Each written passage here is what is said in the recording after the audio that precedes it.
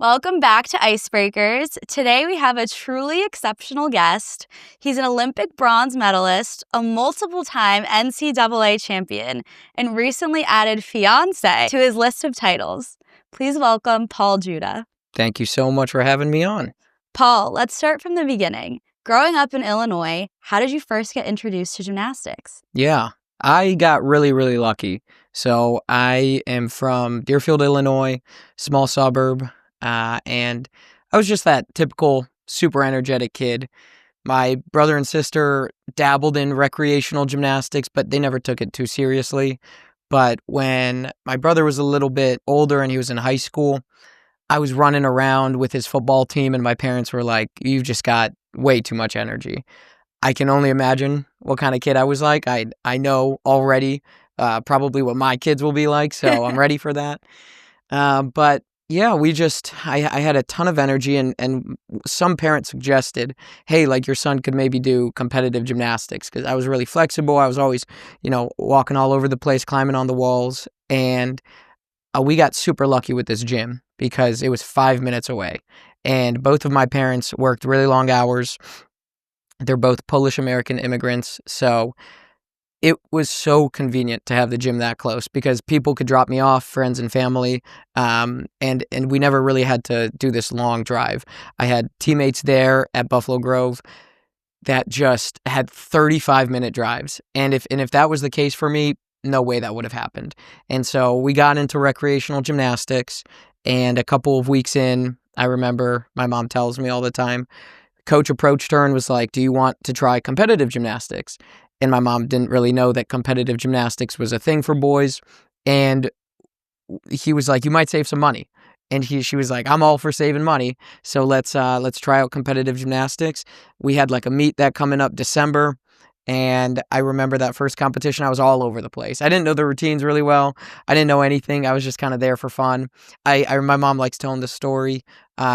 We had pictures coming up too, and they gave me a leotard, and I didn't know how to put on a leotard because that just wasn't my thing. And I remember we still have that super tiny black leotard. It's really tiny, and that was my first gymnastics leotard. And then ever since then, I got blessed with really awesome coaches. They trained a lot of really talented athletes. They knew how to hone in that like energetic kid, and the rest just kind of unfolded before me.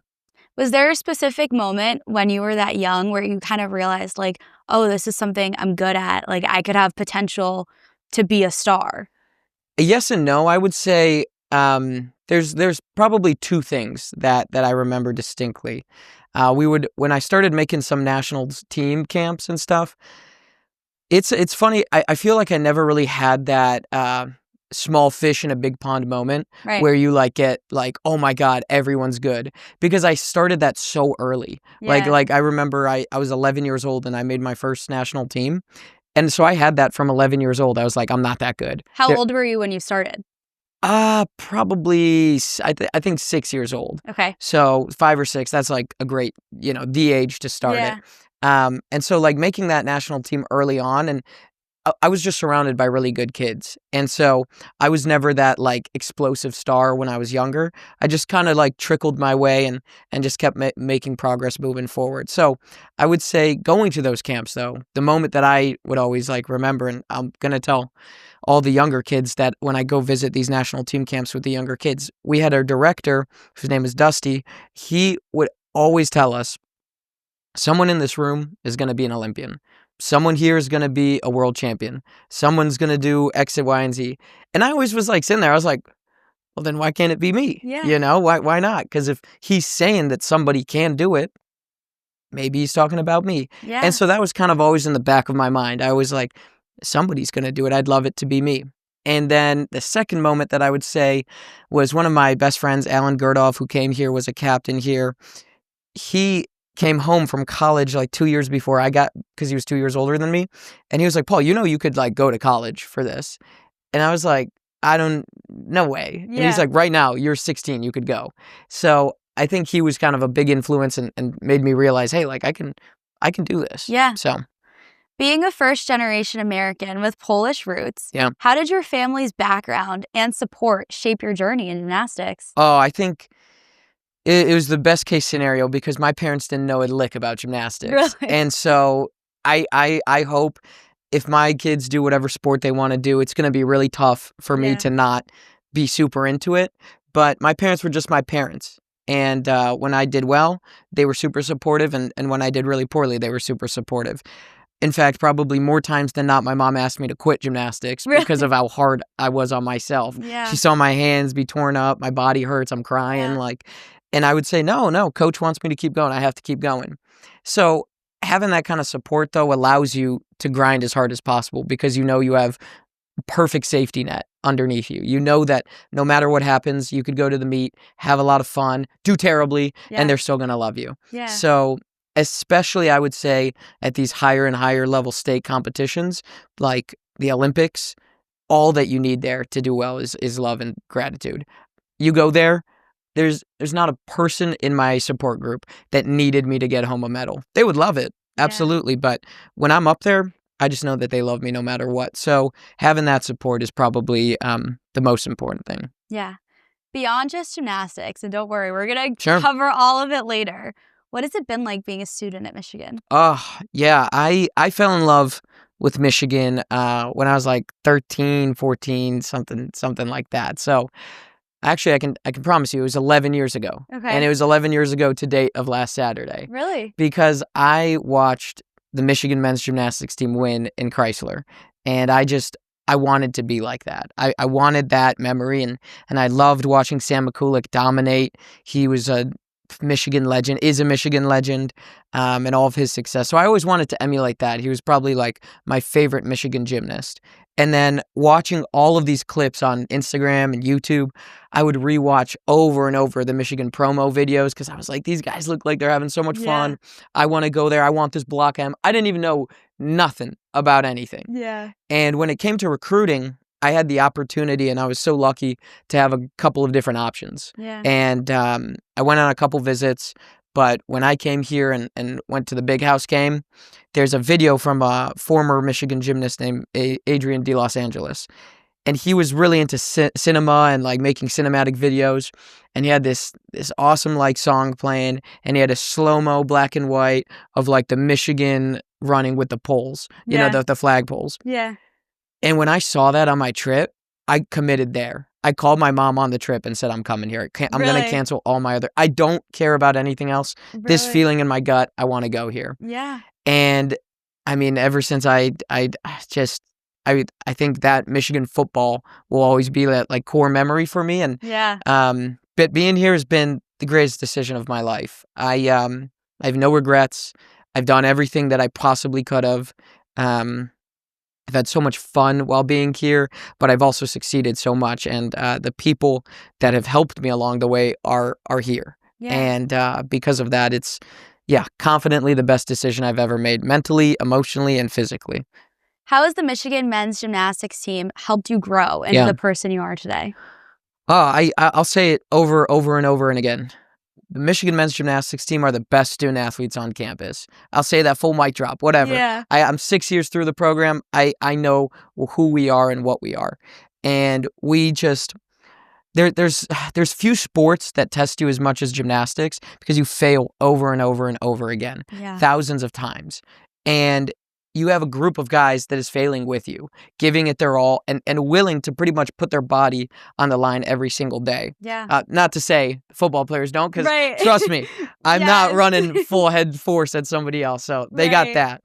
But we just push each other so much, and I think probably the number one lesson that I've learned while being here is that if you want to go fast, you go alone. But if you want to succeed and do something big, you have to go together. And this national championship really taught me that it takes 25 guys, and then it takes a whole nother 150 people in the shadows that nobody knows about. Yeah. So, I would say teamwork makes the dream work, really. And it takes a village to make these things happen. It's not just one little person with a little bit of effort. It takes the whole body to be bought in. Yeah. You served 3 years as team captain for the Michigan men's gymnastics team. What do you think makes a good team captain, and what kind of role model do you hope to be for your teammates? I think team captain is a title that I care a lot about. But in reality, I've had so many guys on the team that were capable of being team captains and honestly were team captains in one way or in another. Number one thing I would say is that you have to know how to motivate every different type of person. Uh, you can't use the same strategy for people that are more closed and they might break down if you motivate them by yelling at them. Yeah. You might have to be a little more personal with those kinds of people. On the flip side, you also have to be somebody that's willing to do all the extra work because some people only care about results and they say, I want to see the work. And other people say, well, I like what he's saying, but other people say, I don't validate that because I haven't seen it done by him himself. Right. So I think it's a really big combination of like being results based, understanding how to motivate a group, and then also you have to be extremely self-aware. You have to be able to say that I'm not the best person for this job. I can't do this all by myself. And that was something that I learned pretty late, honestly, and I'm still struggling with. It's really easy to lead by example, and it's even easier to lead by doing. But leading by delegating is that level 3 leadership that if you can trust somebody and give them the autonomy of a decision and allow them to take charge, think about it. Leaders create leaders, not followers. And so I would say the best team captains are the ones where we now leave, my graduating captain, Lace, and I, and now I'm comfortable with where the team's at. I'm extremely comfortable, and I know that culture is going to keep going and be the best one in the NCAA. Yeah. All right, let's talk about 2024 Paris Olympics. All right. You and Team USA won the bronze medal, making the first Olympic team medal for the U.S. men's gymnastics team in 16 years. Yeah. Can you take me back to that moment? Yeah, I can. There was one moment where I feel like we finally got it, that it was like really pushed over the edge. And I remember I was selected to compete pommel horse, which is like a super scary event to compete. Yeah. And honestly, not the one that I would ever think as a kid growing up that that's the one I'm going to have to do at the Olympics to seal a medal. Yeah. And I go over to pommel horse, and I'm really nervous at this point. We're 15 for 15, which means we haven't had one major mistake all day, even no real minor mistakes either. And now we have 3 routines left on pommel horse. Myself, Brody Malone, alumni of Stanford, and Steven Edorosik, of course, Superman from Penn State. And I just remember feeling like the weight of the world was on me, and it was pretty hard for me to calm down, and I couldn't really just get in the zone. I kept thinking about the medal. And one of my teammates on the team, Asher Hong from Stanford, comes up to me and says, like, you got this, man. We put you in here because you can do this. We wouldn't have put you here if you weren't ready. I believe in you. We believe in you.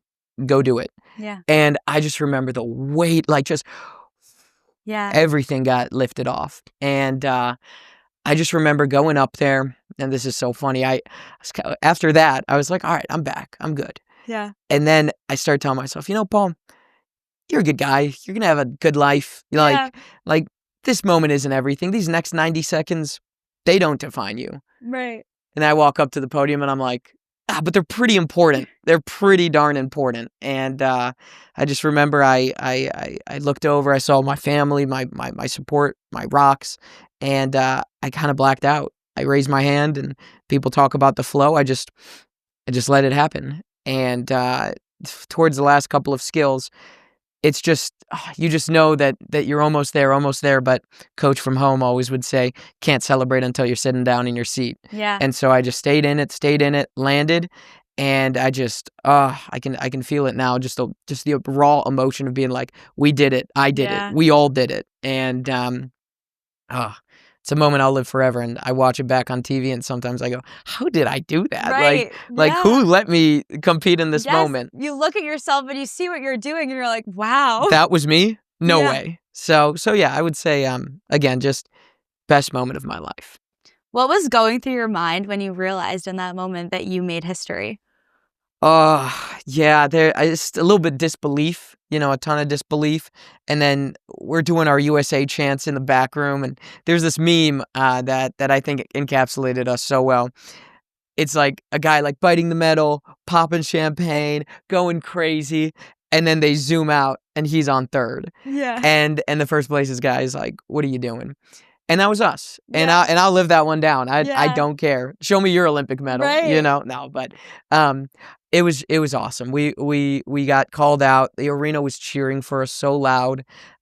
We saw the flag go up, and I know it wasn't our anthem, and I know it wasn't gold, and I know it was our flag in the third place position, but man, it felt like gold. Doesn't matter. You're still getting a medal. That's right. It's crazy.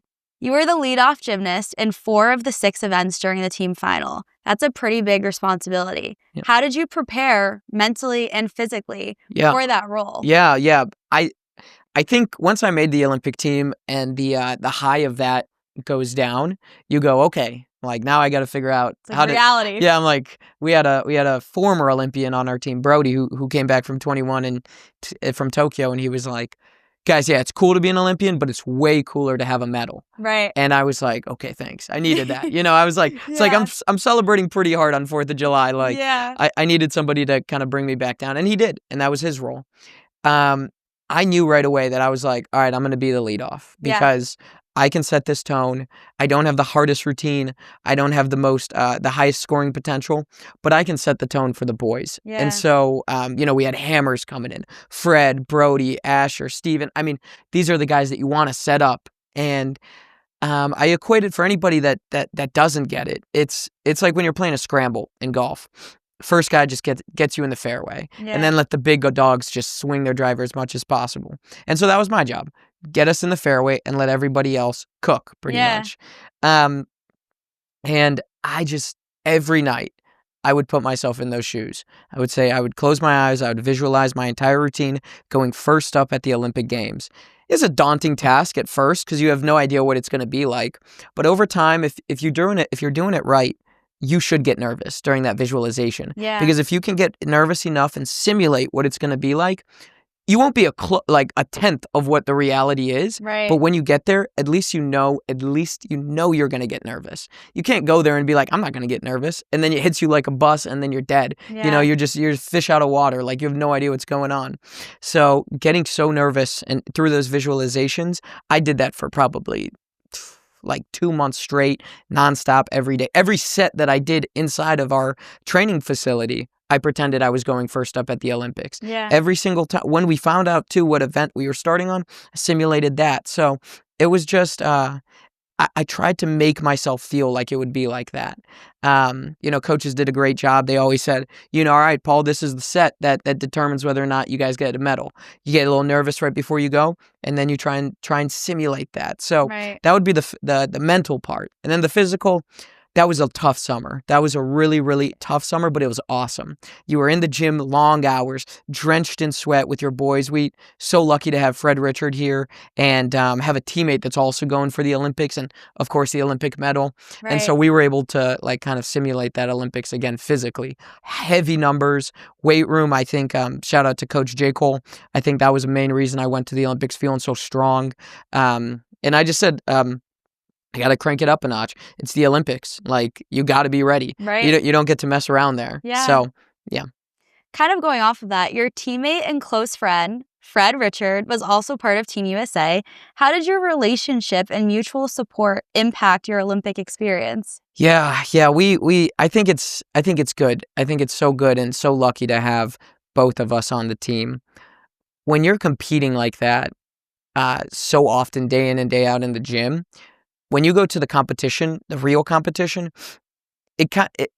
you're used to it, and you know what to say and how to do it, and what to say to your best friend, and how to motivate one another to go for that extra little bit, to kind of pull it out of them. And so having Fred on the team, especially at the Olympics, just so nice. It's a Michigan teammate. Yeah. I would be remiss if I didn't say, though, that Lace Najjar, who went there for Syria, was such a huge rock for me in that moment.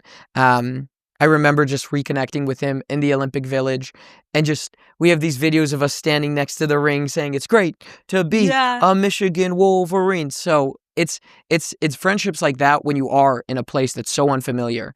The Olympic Village, it's not like, it's not Ann Arbor. I promise you. It's not. It is not. You got every sort of person, every sort of food. People are all shapes and sizes, massive people, small people. And everyone's the best. Again, another place where like you're a fish out of water. But yeah, when you have your small little support pillars, They just bring you right back to home. Yeah.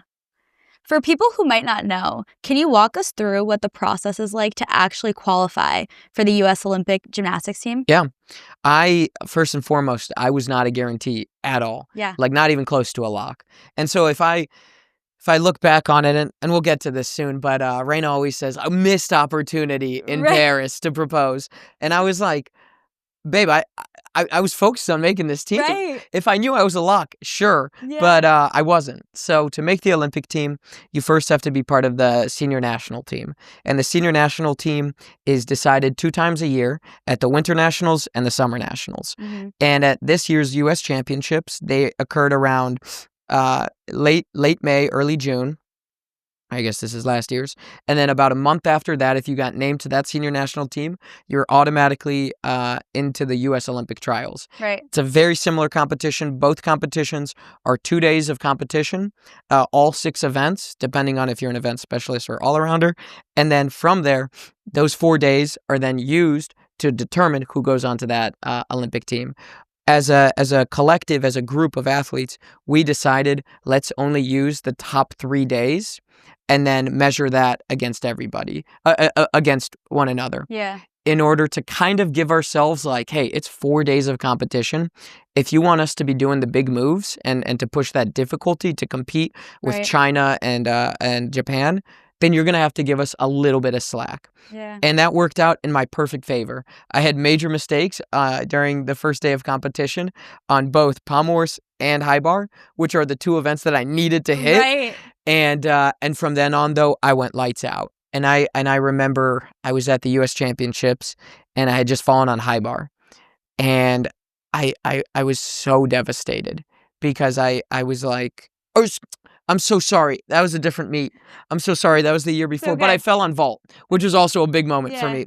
But I fell on high bar. And I remember I fell on high bar, and I thought, like, it's over. Like, there was a moment where I kind of lost that belief. I said, like, this is how I go out.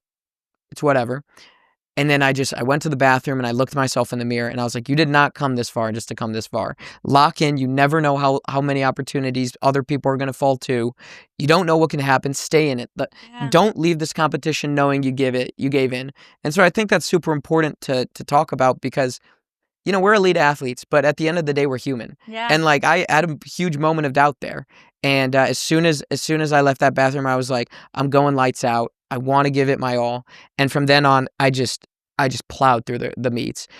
I left myself with the best case possibility. I hit all my remaining routines. I was in the top scoring scenario, which means they took all the other people's combined scores. They put them in a computer to see what would be the best possible team score we could get. I was in there and I made the team. So it's when they called my name out, it was pure elation. Wow. That's crazy. Well, congratulations. Thank you. Still, even that, such a big achievement. Thank you. Aside from just competing in the Olympics, how cool is it to actually be there? Oh, yeah, I told everybody this, and I'll say it now. When I made that team, I promised myself I was going to believe that making the Olympic team was going to be more stressful than competing at the Olympics. Yeah. Through and through, once I was an Olympian, I was like, I'm always an Olympian. Yeah. And I'm going to ride with that. Yeah. And so it really did take people like Brody to refocus that energy for some of us. And because making the Olympics is such an emotional achievement. Of course it's physical, but you want to be an Olympian for so long. Yeah. So once we got there though, and we were in Paris, you were overwhelmed. You know, I think people see these massive monetary payouts for other smaller countries. Right. Like, you know, the Philippines and these small countries that have very few athletes. And when they get an Olympic medal or an Olympic gold medal, there's like hundreds of thousands of dollars. And people are like, where's that for the U.S.? Right. But what they don't see is when you go into the Olympic Village, all of the money is there. I mean, we are the first building. Corporate sponsors and the people that take care of us did the most. We got the best building, first building, closest to the transportation, closest to the cafeteria. We got the nicest amenities. We got the best gear. We have air conditioners in our room. We've got... Right, I forgot that was like a whole thing with the Paris Olympics. So they said, here you go. We get that. We got the best mattress. We get literally everything. Yeah. And so you realize that's where the money's at. And I think 10 times out of 10, every other athlete would trade for the opportunity to have what we have. Right. So, yeah, getting there, it's very patriotic. And I definitely just had huge appreciation for Team USA. When you put on that Olympic uniform and you realize you're going to the Olympics and competing for Team USA, I mean, that's what dreams are made of too. Yeah. Did you and your teammates get to do anything fun in Paris? Not crazy amounts, honestly, because Steven was blowing up. Steven had to go win another medal. Fred had his own thing. Right. Brody's celebrating with his girlfriend. Asher's having fun in Paris. And so I honestly, we had some moments of celebration, but I think we're going to leave that for the rest of our life. We'd like to refocus on it. I will say that Lace Najjar and I, we celebrated and we had a lot of fun in Paris. That was just a whole different experience, and I was really happy to have one of my teammates there and celebrate with him. I would say my mom and I and my dad, who were all there, we saw the Louvre, which was the museum. Yes. And we saw the Eiffel Tower. We went up to the Eiffel Tower. I got to. So you did a little bit. I got to meet Scotty Scheffler, the golfer. There you go. It was a really good trip. It was a great way to cap off an otherwise perfect trip. Yeah. Just recently, you helped lead Michigan to its 7th NCAA Men's Gymnastics Championship.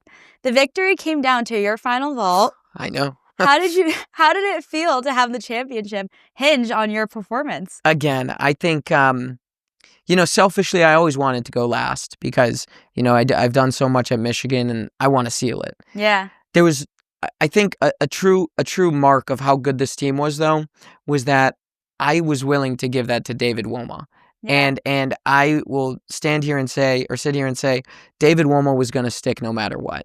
Yeah. He's that good of an athlete. And so I almost, when you're an all-arounder, it's hard to put like that pressure into sticking the vault because you don't want to get greedy. Right. But David Woma I knew was going to stick, so I was like, let's him go last. Yeah. But Solon went first, pretty good vault. Stanford hits a banger P-bar set. They're not out of the fight. Then we go David Woma. David Woma rocks the house, and you could feel the momentum just swing in our favor. Yeah. P-bar set goes, whatever. Fred Richard goes up, sticks it, takes a courteous bow. It's ours now. Yeah. And so I just remember how many times, again, I visualized that moment. I knew that it was going to come down to me. It came down to one vault for me to make the Olympic team, and I remember doing that a million of times to know that I'm ready for that moment. And I kind of lost all that feeling. I blacked out again and heard the crowd going, "Let's go blue." And I think every single person except for the Stanford and Oklahoma teams were saying, "Let's go blue." Yeah. And you get up there and you just can't help but feel the appreciation, the gratitude, kind of knowing that I'm about to propose to my fiance too. Right. We'll talk about the story. We'll get into that. So I just, you salute, you hope for the best, and again, you just hope that your brain can just let you do what you've done 1,000 times before. And so you go down the runway, you land it, and all I could think of is like, I hope that was enough. Yeah. And you're standing there, you're waiting, you look at that, you're looking at the leaderboard with your team. I mean, everything hinges on it, and then Michigan jumps to the top and just pure elation. Beyond the team victory, you also secured the individual victory on the parallel bars. Yeah. How did the individual achievement compare to the previous team one? I would trade every individual accomplishment I have for this team one. And Really? I've always said that. Yeah. But I never knew because I've never had a team title. Yeah. Yeah, 100%. 100%. What was different? The individual, you just stand there and you're holding that trophy by yourself. Yeah. There's no Michigan, there's no anthem. It's just like, yeah, you're the best. Yeah. Here you go. Here's your prize.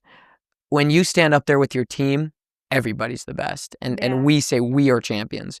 And we were better than every other team put together that night. That's what matters to me. Like, we are the best, period. Full stop. Right. I don't care if you're the 25th guy on our team or the first guy. You are better than everybody else, and because of you, we won. And so I think I was wanting that so bad. Yeah. And, even the all-around title back in 2022, that's awesome because your team's supporting you. But nobody gets to go home with a trophy but you. Right. This time, you have to celebrate with everyone. Everybody's happy. Not a single person could have been upset. Even if you didn't have a great performance yourself, you can't be upset because the team just won. Yeah. And so I think that's what I wanted. I wanted those guys who won't ever get that spotlight, who won't ever get that limelight, to feel what it's like to be like the best. Yeah. And we get to do that. Yeah. Oh, and I guess on that, PBAR national champion. Yeah. That's the one event I'm not. I should not have gone in that national championship at all. Fred is better than me, Yevgeny's better than me, and Logan's better than me. All three of those guys should be tied for the best PBAR team or best PBAR workers in the nation. Me going up, I ripped open my hand really bad, and I just told myself like, I have to do it. It's like tape it up. And no, there was blood everywhere. No tape on this one. We raw. We did it raw. So but again, I should not have won that. Those guys know, and they were clowning me so hard because that is not the event. If you told me, Paul, we're going to win national championship and you win any event, P-Bars would have been actually the second to last. Probably Pommel Horse because those guys are just freaks, but P-Bars second to last. And so to win it, it was the alumni that handed me the trophy, John Corator, 1970s P-Bar champion. That was just such a special moment because he's been such a big alumni and supporter for me and a mentor. Yeah. And so he jokingly said, "Hey, I'm passing out the trophies this weekend. Hope to give you one on P-Bars." And he gives me the title. Wow. So he manifested it. I'm like, how much more can you write about this story? It's just perfect. Yeah. All right. Well, gymnastics is an incredibly demanding sport, both physically and mentally. We already talked about that a little bit. But have you faced any significant injuries during your career? Oh, yeah. I think I think I could talk all about the junior injuries because everybody has those. Yeah. But I think really the last few years were super difficult in terms of injuries. I had the injury bug and it sucked. I was coming off such a high at the 2022 NCAA Championships with the all-around title. I was thinking I'm going to coast to Worlds, maybe even get a world medal, something like that. I was feeling so in my prime and doing a really big vault, huge routines everywhere. And at the U.S. qualifier in Salt Lake, I popped my knee. I hyperextended it before we started. That was a big setback. That one took a lot, and it just sucked because I felt like, why now? Why in my prime? So how did you navigate that? The recovery process and getting back to competing at that high level? All of my trainers and my coaches, they always remind me, you're not the first guy to get an injury and you're not the last. Yeah. And so having that kind of support system there allowed me to give it my all again. Yeah. This is a tough and tumultuous battle, though. Yeah. A few months after that, at the U.S. camp, the U.S. national team camp in Colorado, we had a great showing. I'm feeling better. I'm almost back in my stride. Yeah. Come home January 3rd or something right after the new year. Mess up my ankle really bad. High ankle sprain, puffed up like a softball. Season's done. And I just thought, again with this, I'm getting back into my stride. Another tough and tumultuous battle, and really leaned on my teammates for that one. Yeah. Came back for the April competition for the NCAA Championships. Coach says, hey, we have a good shot. If you can make it back in some capacity, I think we have a chance to win it. While we're at the NCAA Championships, I'm warming up. The field has no idea, by the way, that I'm coming back. And so they're like, why is Paul training? Yeah. And the night before the first day of competition, I won the Heisman Trophy for men's gymnastics. So I'm like... Yeah, you're on cloud nine. I'm like, we're going to win this weekend. I just got the Heisman Trophy. Life's good. Yeah. During the warm-up, I missed the bar. I pretty much rolled back 2 fingers and hit my head and got a concussion. Oh, my gosh. And I was like, really? Now. And so that string of injuries, I think, is what kept me out of the conversation for any big competitions. Right. So when I made the world team in 2023, that was like a shocker because I finally had like a summer of training. Yeah. And I was finally back. And I made it through the season and my coaches said, hey, just don't get hurt. You know, you don't want to go to a big meet and get hurt. And then they're like, okay, so this guy just can't compete well. Right.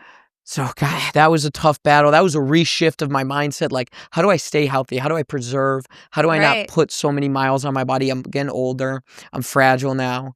And so that was a great experience at the World Championship. And then again, in 24, I stayed healthy. Just wasn't my prime in NCAAs. But then come U.S. Championships and Olympic trials, I was healthy and I was able to get it done. You're good under pressure. You perform. That's right. I feel like many people might not realize because they're just amazed at what they're watching or seeing, but the strain and discipline that goes on your body. Can you share some insight into what the training, the conditioning, what it's really like? Yeah, I would say number one thing for me has always been diet. You know, Yes. if I'm in season, it's very strict. It's no nonsense, none of that bad stuff. It's like strict oatmeal and yogurt in the morning, a very light, small protein-filled lunch, and then whether that's a wrap or a sandwich, and then like a very strict salad with pasta noodles for dinner Yeah. with chicken breast, and that over and over and over. Because when you get to the competition, what I learned is you don't want to have any regrets. You don't want to have any thoughts like, "Oh, should I be feeling my best?" Right. It's either you are or you aren't, and you don't want to have those regrets. So having that strict diet allows me to go to the competition and be like, I'm feeling my best. I know. Yeah. It's something I didn't figure out till I was in college. And then of course having a partner that is willing and wants to eat the same stuff. That's Yeah. nobody wants to sign up for basic Right. salad every night. But hey, we make it work. And then in terms of the conditioning, I mean, I think strength training, especially the amount of volume that we were doing this year in the weight room with J. Cole, that allowed us to get our bodies ready. I remember when I came back from the Gold Over America tour, Coach Xiao said, my body's not like strong enough. I need to do a lot of reps. Yeah. And that was a really challenging comeback because that was 4 days a week that my practices started at like 6:30 in the mornings, whether that was the weight room or whether that was the gym.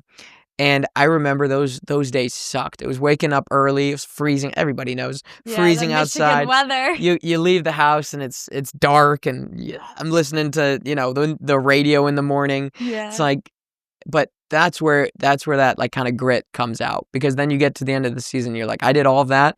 Now I just get to just play on the dance floor, really. Yeah. And then a lot of rehab, physical therapy, needling. We got different kinds of scans that we do, heating, Normatec, all of that. Right. And that takes up another hour and a half at least a day. Yeah, because I don't think people realize, I mean, even just with the jumping, like the force that you're hitting that vault with and different things, like your bones and your muscles. They need to be strong. Yeah, like the impact is crazy. And I mean, it's amazing to watch, but internally, I mean, your body's hurting. And you, when you get to that meet, I always say to the guys, I'm like, when you guys go to a meet, you shouldn't be hurting. Yeah. Like we should have planned this correctly so that when you go there, you're not like, everything hurts. It's like, dude, everything hurts always, but today you're just like, you have to find a way to turn that dial down. The bars too, it's like you're saying, like the I got sand. The rips and everything. I mean, it's horrible. Yeah. Gymnastics is such a high-pressure sport. We talked about this, but to be able to perform the skills that you do, you have to be so in tune with your body, mentally and physically. How have you learned to manage the nerves and the pressure over the years? Because that one small nerve, one small slip-up, I mean, it can lead to a serious injury. Yeah, I would say the moment only gets bigger and the spotlight only gets brighter. Right. And we learned that my freshman year over COVID. I started meeting with the sports psych here, Kevin Monnier. He was on our, he's our sports psychologist, at least for our team. It's part of our athletic team. And he told me, he said, listen, told me exactly that.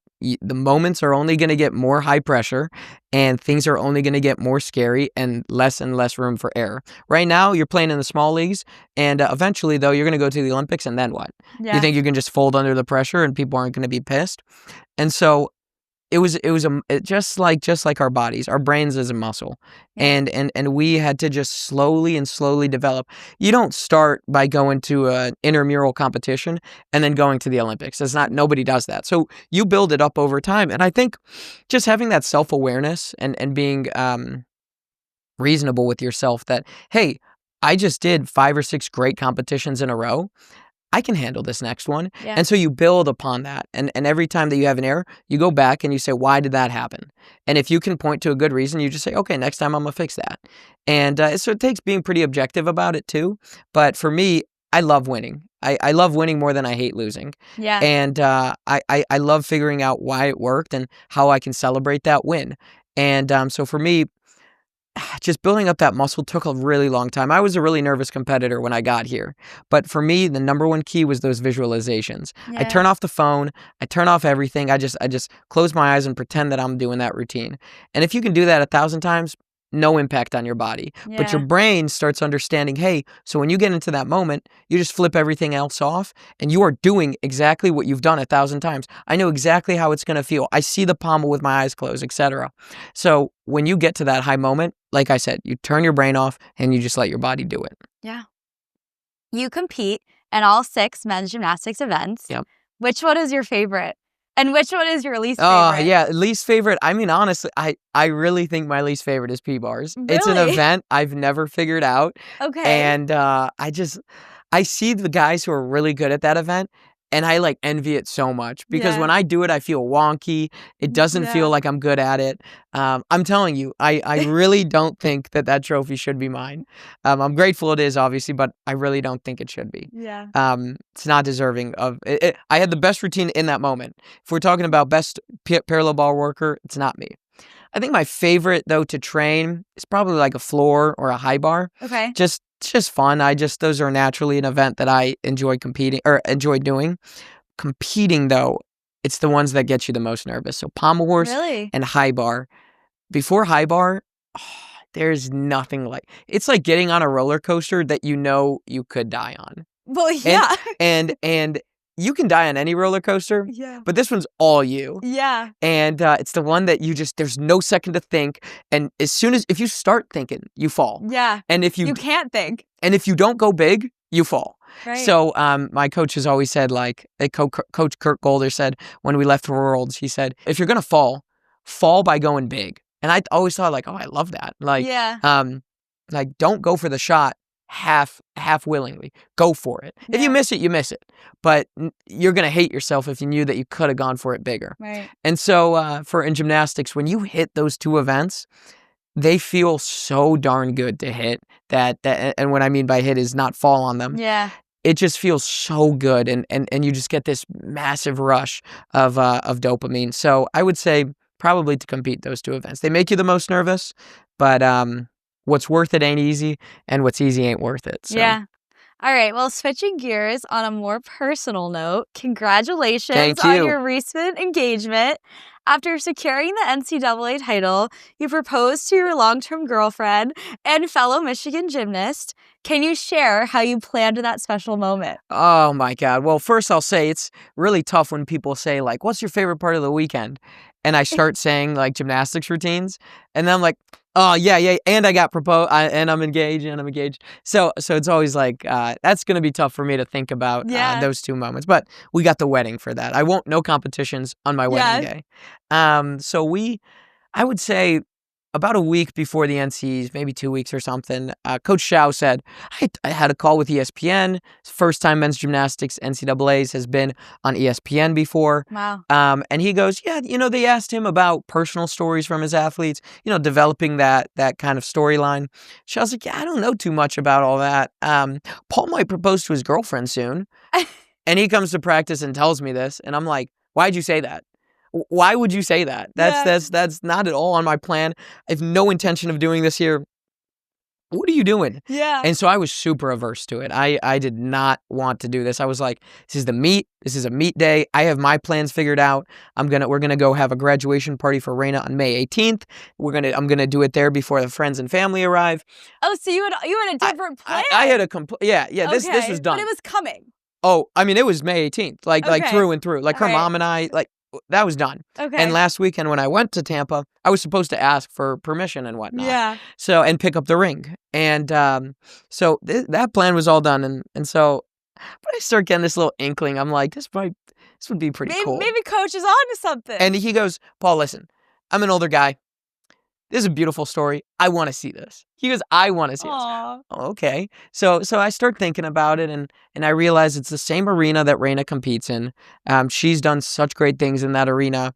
She's always been one to say, no, nowhere in a football game, no baseball game, nothing like that. But I said this is a little different. Yeah. It's people that know us. Ties. It's like we're known people. This is our arena. This is our community. Yeah. It's Michigan. I was like, all right. Her mom and dad were already going to be there. Okay. My parents are going to be there. My brother, my longtime coach, my teammates, our best friends, Cameron and Abby High School, were both Michigan legends as well. And I started thinking about it. I'm like, I think this would be a good moment. Of course, if we win, right? Right. And so that was the pressure. So I was like, so I called her mom, and her mom was like, all right, let's do it. Like, let's, or maybe she didn't say let's do it, but she was like, I'll help you out and plan it out. She picks up the ring. I call her dad. Her dad's like, she might slap you in the face, but she'll say yes, so that's good. Yeah. And I said, if the vibe's right, I'll do it. Talk about adding some pressure. And so we picked up the ring. I had it in my bag the whole time, and I just told myself, I said, I'm just going to give myself the opportunity. Yeah. If it feels right and it's a good moment, I'll go for it. If it's not, no need. Yeah. And I think I told my mom, and my mom's like, you told me never tell you anything about planning this. She said, I wanted to tell you this. So this is a great moment. I was like, okay. So I got my mom's approval. And my mom texts Raina, and my mom has never once texted Raina this. No. Can we go get our nails done? Because, I feel embarrassed. My nails aren't done. My mom doesn't get her nails done crazy often, but Raina does. And Raina's like, oh, I'm busy studying. And then I'm like, oh, my God. And then the girl who was staying at our place with Raina while I was at the hotel, her best friend Abby, was like, Raina, you got to go. Come on. Paul's mom's asking to connect. Come on. And Raina goes and gets purple nails. And I was like, dude, that's good, because that means she's got no idea. Why would she get purple nails? So we were laughing about that, and Abby was like, well, I couldn't tell her to go get nude or the French tip or white, because she would know. Yeah. So she got purple, and I was like, her mom was like, why the heck did she go purple?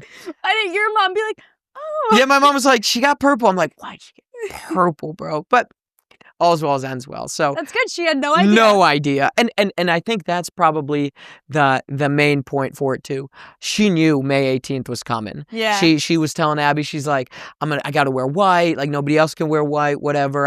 I know this is coming. And I was like, but isn't the best engagement the one that you don't know is coming? You caught her off guard, and you still had her nails done. And got the nails done, and her hair was done. And after we win, we're celebrating. We got the trophy. It's the best moment of my life. Coach Garenstrom comes over, and he goes, well, are you ready? I'm like, oh, my God. I've been crying already. I'm like, yeah, I'm ready. Let's do it. And we get her down from the stage, and she tells me that Abby came up to her and was like, glasses and hair clip, please. And Raina's like, no, don't do it. And she's like, it's happening. She's like, oh, my God. She comes down. I fumble my words, and I say, I had this all planned out. I was going to say, like, the Michigan has given me everything, but of course it's given me, the best thing that it's given me is the person that I want to spend the rest of my life with. And I just wanted to tell Raina that she's such a great partner. She's better than me in every way, and I just hope to be half the partner as she is. And I say, I wish that I hope to be only half the man that you are. And I was like, I can't believe I said, on the mic, mind you, to the whole arena. And everybody's laughing. But then I sealed it up, and I asked her to marry me, and she said yes. And she told me, too, that she was really nervous. So when I messed it up, she was like, oh, it's all good now. So she was pretty nervous to go down there. And then we kiss, and she comes down, and my buddy DJ Marcus was on the DJ. He puts on swag surfing, and she jumps down and goes, I swag, I surf with the whole team. So I would say 10 out of 10 moment. I love that your coach was involved in it too. He was in on it. He was coaching you through it. It's like, dude, why did you do this? And he saw it, and he was so happy. And he said it's a great day for Michigan. It's a great day for your gymnastics life, but this is for your whole life, and it's a great day. So yeah. Oh, well, I love that. How has your girlfriend supported you and influenced your career? We just finished up one of our last activities as a team, Team 81, and when they asked the graduating seniors for advice, you give what you can. And I just said that you hope to have somebody in your life that pushes you to be the best version of yourself. Everything I got is like Raina, because there are so many dark moments, and she's been through them all. She was a girlfriend before the Olympics, before anything, and she saw it all. She convinced me pretty much to keep going. There was a moment like around April of last year, so about a year ago, where I started planning a vacation for Raina and I for this time. And Raina was like, what the heck are you doing? Yeah. Why are you planning a vacation for a year out? I was like, oh, because you can't plan for this year because we got the trials. Yeah. And she was like, yeah, and then Paris. And I was like, yeah, and she was like, no, like, don't throw your hat. Like, you're still in it. Be in it. And she came to one of my practices and saw that I just wasn't putting enough effort in. And you got to have confidence. You got to have a tough skin to tell your boyfriend who's a world medalist that he's not giving enough. And Good for her. I know, and I love her for it because she said nobody else is going to tell you, but you're not. You're not putting enough, and I'm not going to be sitting by for the next 60 years of you complaining about regretting that you didn't put in enough. Oh my God, you know what I mean? And so she's tough as nails. She's the best person in my life, and she's been through it all. She knows the long hours. She knows the grind. She knows the grind herself because of gym. Right. And that aspect of the relationship is what I think has been the best part. She knows gymnastics. She knows that life, and she's willing to live it with me. Yeah, I want to touch on that a little bit. She's also a gymnast here at Michigan. And a team national champion. Yes. How has that helped your guys' relationship? But also, how have you balanced, the demands of you needing to be with your team, the demands of her needing to be with her team, but also your relationship, Tell me a little bit about the whole thing. Yeah, so I try and coach her, and it's an absolute no. So no. I think it's good because I think there are times where we balance other things off of each other, and we can take things that we learn from each other's teams and bring them to one another, and whether that's like different things that we've done or things that have worked in the past, ways to handle conflict and whatnot. Yeah. So that's been really helpful, and I think the time away from one another just makes the time that when we're together even more sweeter. Yeah. And I think it's really fun to have a couple that has a lot of cool stories on both ends. Yeah. If you only have one half of your couples that are given those stories and have cool stories, it's kind of like that person's in the shadows a little bit. But having two very successful people together, that's awesome. And I've been chasing that team national championship since her freshman year, and finally I can rest. Yeah. I can finally say I matched you because I truly believe like she was a part of a championship winning team here in Ann Arbor, and I hadn't had that. Like I said, I had all those individual ones, but nothing that makes you go down in history at Michigan. Right. Nothing that says like you were part of something bigger than yourself. You could be the best gymnast 5 times over, but if you don't win one with a team, how important was that team to you? How important was Michigan really to you? And so she had that. I always saw her ring on her desk, and always thought, hey, you're gonna get another one, right? So it's fun. I got a ring and gave a ring in one day. Yeah. Well, what's next, you guys? Have you guys started planning the wedding? No. We're getting a dog, and okay, you guys are getting a dog. We're really excited for that. What kind of dog? Miniature dachshund. His name's Bronze. Bronze. I like it. Very creative. And I'm really excited for that, and just kind of enjoying being engaged. I think people can rush into a quick wedding, and then you don't really even get to enjoy being engaged. So being engaged right now is really fun. Just things are bubbly, things are fun, and it's just another chapter for us. Yeah. Well, Paul, thank you so much for joining me today and coming on the Icebreakers podcast. And I'm so excited to see where the future brings you. Thank you so much for having me, and go Blue.